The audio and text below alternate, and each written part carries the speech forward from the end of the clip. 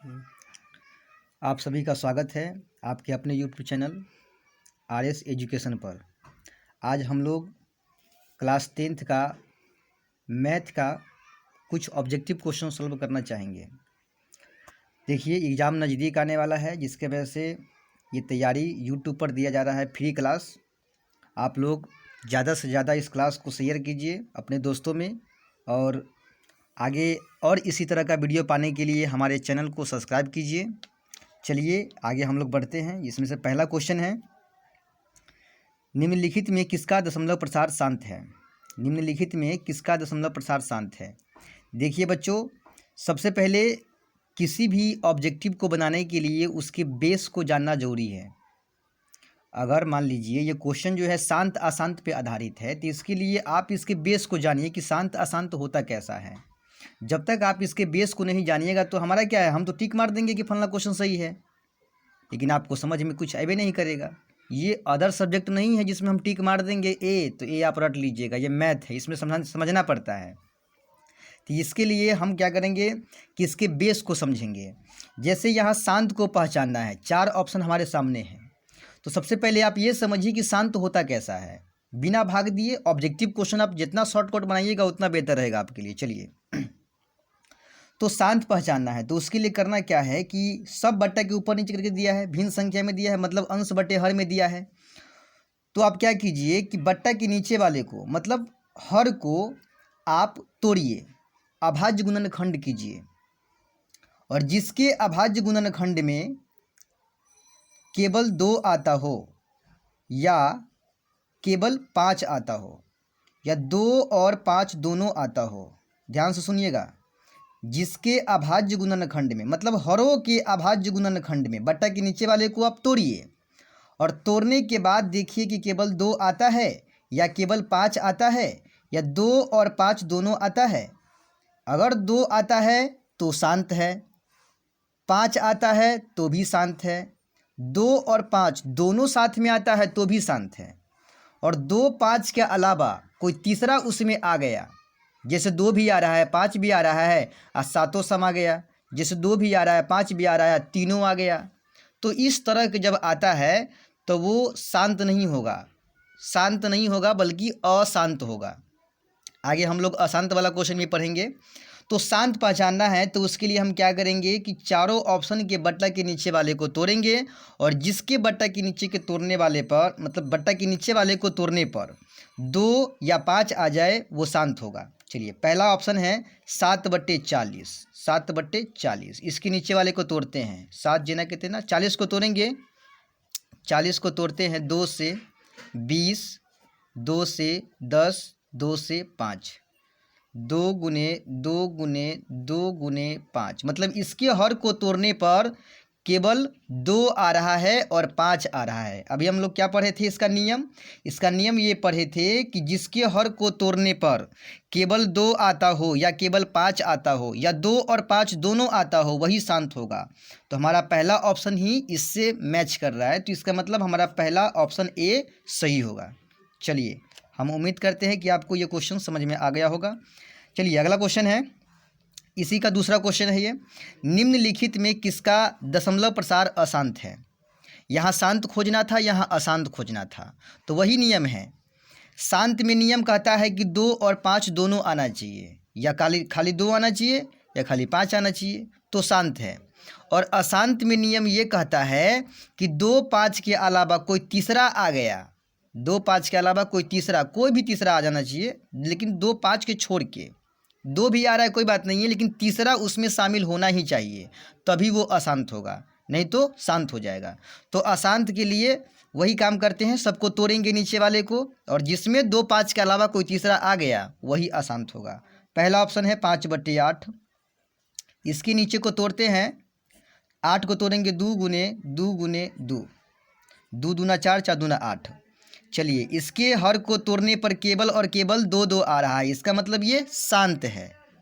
चलिए, दूसरा ऑप्शन है 6/15, 6/15, ऊपर में 6 है, नीचे में 15 है, 15 को तोड़ेंगे 3 गुने 5। देखिए, 3 से ही 6 कटने वाला है 2 मरतबे, तो बचेगा 2/5।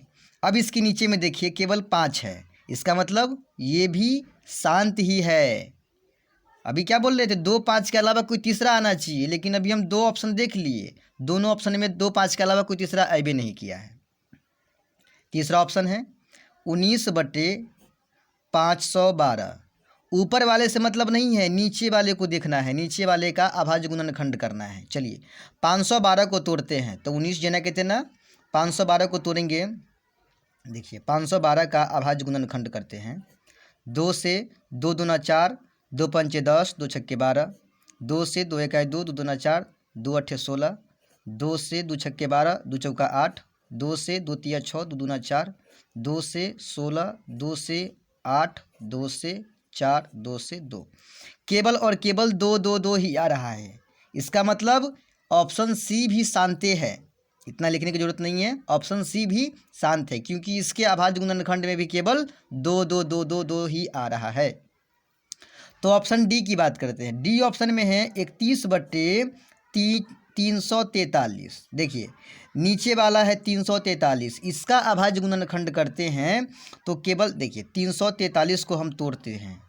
343 को 7 से तोड़ेंगे, 7 चौका 28, 7 नमा 63, 7 से तोड़ेंगे 7 सत्ते 49, केवल और केवल 7 7 7 आ रहा है। अभी क्या बोले थे हम कि 2 5 के अलावा कोई तीसरा आ जाए, यहाँ पर तीसरा आ रहा है ना 7, इसका मतलब इसका भी दशमलव प्रसार क्या है, इसका दशमलव प्रसार जो है सबसे अलग है। तीनों का तो एक ही रंग था शांत, इसका दशमलव प्रसार जो है अशांत है, तो अशांत ही खोज रहा था, इसका मतलब हमारा ऑप्शन डी सही है। चलिए अगला क्वेश्चन है 400 के अभाज्य गुणनखंड में 5 का घातांक क्या है। 400 के अभाज्य गुणनखंड में 5 का घातांक पूछ रहा है, तो सबसे पहले 400 का अभाज्य गुणनखंड करना होगा। चलिए कर लेते हैं। 2 से तोड़ेंगे 200 मरतबे, फिर 2 से तोड़ेंगे 100 मरतबे, फिर 2 से तोड़ेंगे 50 मरतबे, फिर 2 से तोड़ेंगे 25 मरतबे, फिर 25 25। 5 का घातांक पूछ रहा है ना, तो 400 का अभाज्य गुणनखंड कर दिए, और करने के बाद हमको ये देखना है कि 5 कै बेरी आ रहा है। जय बेरी 5 आएगा, 5 का घातांक वही होगा। सबसे शॉर्टकट समझिए, 400 का अभाज्य गुणनखंड करना है और इसमें हमको 5 का घातांक पूछ रहा है। तो देखिए 5 कितना बार आया है, तो 5 यहाँ पर 2 बार आया है, इसीलिए 5 का घातांक कितना होगा, 2 होगा। ऑप्शन ए सही है। चलिए आगे बढ़ते हैं।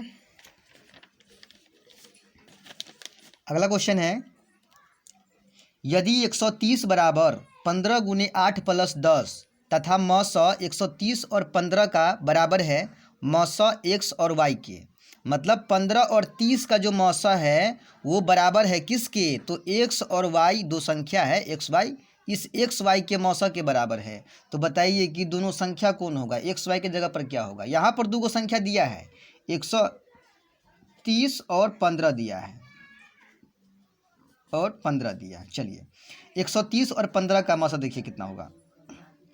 130 को हम लोग ऐसे लिखेंगे, 130 बराबर 15 गुने 8 अब प्लस में 10, ये यहाँ पर दिया भी है 15 गुने 8 प्लस 10, इसमें संख्या कौन होगा, 130 और 15 होगा।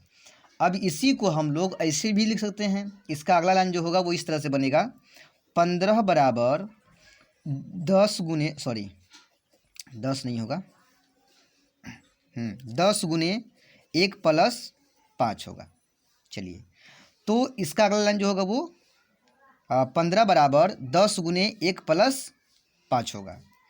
चलिए तो इसका जो HCF होगा वो और इसका जो HCF होगा वो दोनों क्या होगा, बराबर होगा। इसका HCF इतना आएगा ना, इसमें संख्या कौन है, संख्या है 130 और 15, और इसमें संख्या कौन होगा, तो इसमें संख्या होगा 15 और 10, तो 15 और 10 का भी HCF कितना आएगा 5 ही आएगा, और 130 और 15 का भी HCF कितना आएगा 5 ही आएगा। इसीलिए हम कह सकते हैं कि 130 और 15 का जो मौसा है वो किन दो संख्याओं के मौसा के बराबर होगा, तो 15 और 10 के मौसा के बराबर होगा। तो ऑप्शन में खोजते हैं 15 और 10, यही दो संख्या है, एक्स की जगह पर 15 होगा और वाई की जगह पर 10 होगा। 15 और 10 ए नंबर सही है। चलिए आगे देखते हैं हम लोग। रूट में 125 का परिमेयकरण गुणांक क्या है? मतलब रूट में जो 125 है इसको परिमेय संख्या बनाने के लिए क्या चीज़ से गुना करेंगे तो ये मतलब ये जो है परिमेय संख्या बन जाएगा। वैसे यह परिमेय संख्या है, क्यों? क्योंकि देखिए रूट में 125 को तोड़िएगा आप तब 5 गुने 5 आएगा। 125 का अभाज्य गुणनखंड कीजिएगा 5 से, 5 दूना 10, 50 25, 5 से 50 25, तो 5 गुने 5 आएगा। इसका मतलब है कि ये एक अपरिमेय संख्या है, क्योंकि इसको हम रूट से बाहर निकाल नहीं सकते हैं, रूट के अंदर रहेगा। 2 5 के बदले 3 निकल जाएगा बाहर, लेकिन एगो जो 5 है वो तो अंदर में पकड़ा जाएगा ना। इसीलिए जब इसको भी बाहर निकालना है तो इसका साथी तो होना चाहिए ना। तो इसका साथी में एगो कम रहा है तो उसी रूट 5 से गुना कर दीजिए। इसको रूट 5 से कीजिए गुना तो अंदरों में अब 2 हो गया ना, तो 2 के बदले एगो 5 बाहर निकलेगा। इसका मतलब बाहर में निकल गया 2 5 तो 25 25 है ना। 125 रूट में है, इसको हम परिमेय संख्या बनाएंगे तो क्या चीज़ से गुना करेंगे? ऑप्शन में रूट 2 दिया है, रूट 3 दिया है, रूट 5 दिया है, 5 रूट 5 दिया है, तो ऑप्शन सी सही है। 2 से गुना करेंगे तो जोड़ा तो होगा नहीं जो बाहर निकाल सकते हैं। 3 से गुना करेंगे तो जोड़ा पूर्व नहीं करेगा जो बाहर निकालेंगे। 5 से गुना करेंगे रूट 5 से, तभी इसका जोड़ा बनेगा और उसको हम बाहर निकाल सकते हैं। देखिए परिमेय का मतलब होता है उसको हम रूट से बाहर निकाल सकें, और जब हम इससे गुना करते हैं तो रूट से बाहर निकल भी नहीं करता है, इससे भी गुना करते तो नहीं निकलता है। तो यही रूट 5 है जिनसे गुना करने पर ये रूट से बाहर निकल जाएगा, 25 हो जाएगा, है ना। इसीलिए क्वेश्चन नंबर ये जो 11 है, रूट में 125 का जो परिमेयकरण के गुणांक है वो रूट में 5 होगा, तो सी सही है, इसका ऑप्शन सी सही है। चलिए अगला क्वेश्चन है, निम्नलिखित में कौन सा युग्म सह अभाज्य है? सह अभाज्य, अभाज्य, सह अभाज्य है मतलब एक, देखिए ये युग्म है, 2 संख्या का युग्म दिया है, सब में 2 संख्या का युग्म है। तो हमको ये देखना है कि पहली संख्या जो है वो अभाज्य होना चाहिए, और दूसरा संख्या से मतलब नहीं है। पहला संख्या जो है 2 संख्याओं के युग्म में पहला संख्या अभाज्य होना चाहिए, और पहली संख्या से दूसरी संख्या जो है ना कटना चाहिए।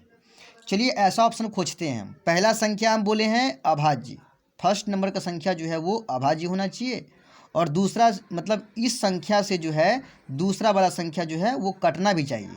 ऐसा खोजते हैं ऑप्शन में। इसमें 2 है, 9 और 16, इसमें तो एक को अभाज्य नहीं है तो ये तो सही हो भी नहीं करेगा। यह 15 और 20, इसमें भी एक को अभाज्य नहीं है तो ये भी नहीं होगा। इसमें 21 और 84 है, इसमें भी कोई भी अभाज्य नहीं है तो ये भी नहीं होगा। यही वाला है डी ऑप्शन, जिसमें पहला जो है वो अभाज्य संख्या है और दूसरा जो है 65 है, तो 13 से कटेगा ना 65। क्या बोले हैं कि पहला होना चाहिए अभाज्य संख्या, और पहले वाला संख्या से दूसरा वाला संख्या जो है ना कट जाना चाहिए। तो पहला अभाज्य है, आई 13 से 65 5 मरतबे कट गया। इसका मतलब इस क्वेश्चन का जो आंसर होगा वो हमारा डी ऑप्शन सही होगा। चलिए क्वेश्चन क्या था, निम्नलिखित में कौन सा युग्म सह अभाज्य है? तो यही डी ऑप्शन जो है सही है, सह अभाज्य संख्या। उम्मीद करते हैं कि आप लोगों को ये क्वेश्चन समझ में आता होगा। चलिए कुछ और देख लेते हैं आगे क्वेश्चन। क्वेश्चन है, रैखिक बहुपद में शून्यकों की संख्या क्या होती है? देखिए रैखिक बहुपद में शून्यकों की संख्या 1 होती है। रैखिक बहुपद में शून्यकों की संख्या 1 होती है। देखिए रैखिक बहुपद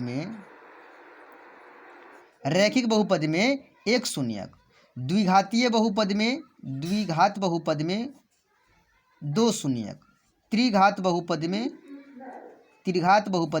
3 शून्यक, रैखिक बहुपद में 1 शून्यक। क्योंकि रैखिक बहुपद में अधिकतम घातों की संख्या 1 होती है, तो जितना उसका सबसे ज़्यादा घात होगा उतना ही उसका शून्यक होगा, सिंपल सी बात है। तो रैखिक बहुपद में अधिकतम घात 1 होता है तो उसमें शून्यकों की संख्या भी कितना होगा? 1 ही होगा। और द्विघातीय बहुपद में अधिकतम घातों की संख्या 2 होती है, इसीलिए उसमें शून्यकों की संख्या भी 2 ही होगा। और त्रिघातीय बहुपद में अधिकतम घातों की संख्या जो है ना 3 होता है, इसीलिए उसमें शून्यकों की संख्या भी 3 होगा। समझ रहे हैं ना। तो यहाँ क्वेश्चन क्या है कि रैखिक बहुपद में शून्यकों की संख्या क्या होती है? तो शून्यकों की संख्या 1 होगा। रैखिक बोले तो पावर 1, और पावर 1 तो शून्य की 1। चलिए अगला क्वेश्चन है, बहुपद x - 1 का शून्यक क्या होगा? x - 1, देखिए x - 1 कौन संख्या है? x - 1